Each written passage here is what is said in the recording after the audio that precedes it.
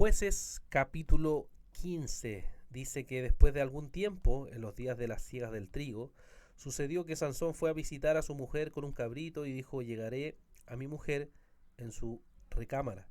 Pero el padre de ella no lo dejó entrar. Vemos comenzando este capítulo número 15 del verso 1 al verso 8 que nos cuenta que Sansón luego quiere volver a reencontrarse con su mujer. Sin embargo, como había terminado el capítulo anterior, la mujer de Sansón había sido entregada a otro hombre. Esta práctica pecaminosa es lo que hizo que finalmente el padre la entregara, porque él dijo que pensó que la odiaba intensamente, y después le dijo: bueno, tengo aquí a otra hermana que tú puedes tomar, y que le dice que la tome en su lugar. Bueno, Sansón se va del lugar muy enojado y molesto, y lo que hace es capturar 300 zorras, toma antorchas y junta las zorras colas con cola y pone una antorcha en medio de cada una de las colas y luego las suelta. Eso provoca que se quemen todas las cosechas recogidas que los filisteos habían hecho, las viñas, los olivares. Debe haber sido un impacto tremendo para ellos que todo eso se quemara, ya que era la forma en que ellos tenían para comer y para sobrevivir. Entonces los filisteos inmediatamente preguntaron y dijeron: oye, ¿quién hizo esto? Y ellos responden que fue Sansón.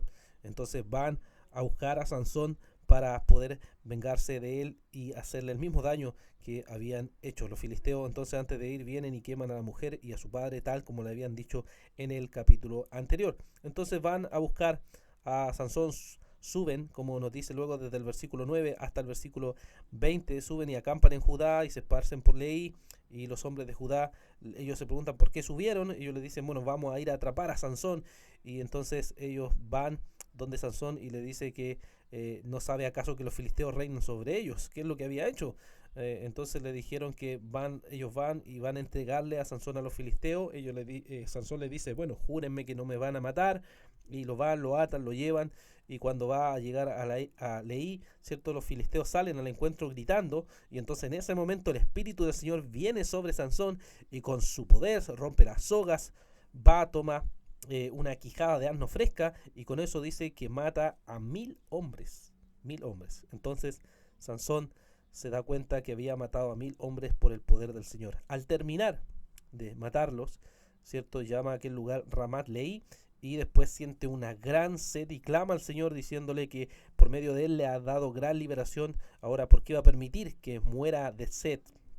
Y entonces el Señor dice que abre una cuenca, leí, y sale agua de ella, y Sansón bebe, recobra sus fuerzas y se reanima. Termina este capítulo diciéndonos en el verso 20: Sansón juzgó a Israel 20 años en los días de los filisteos. ¿Qué es lo que podemos, hermanos, aprender de este capítulo número 15? Podemos aprender primero que lo que provoca todas estas prácticas pecaminosas es finalmente venganza. Vemos la venganza de Sansón, vemos la venganza de los filisteos, y por tanto vemos la práctica común de la venganza. Y sabemos en la Escritura que la venganza no es la voluntad del Señor. La Escritura dice: mía es la venganza. El Señor es quien va a juzgar todas estas cosas. Por eso todas estas venganzas lo único que provocan es finalmente daño tras daño, pecado tras pecado.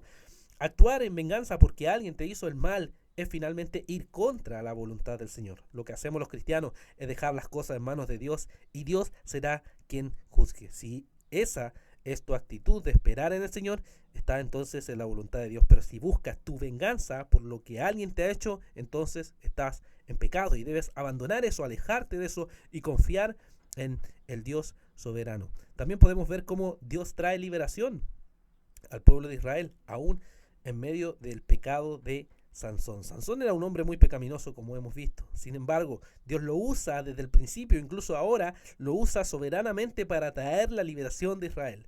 Dios trae la liberación usando muchas veces a hombres pecaminosos, como Sansón.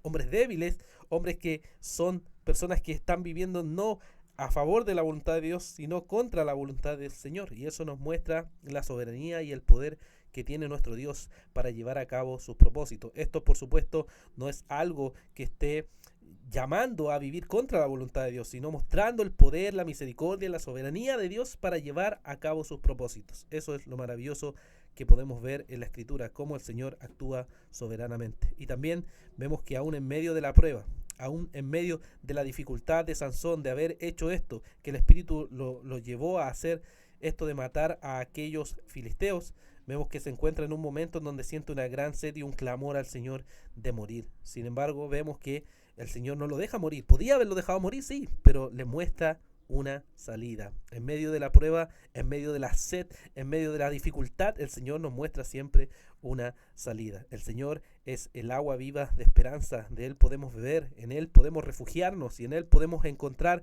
siempre saciar nuestra sed. Así como lo hizo Sansón, podemos confiar y aferrarnos a la obra de nuestro Señor Jesucristo.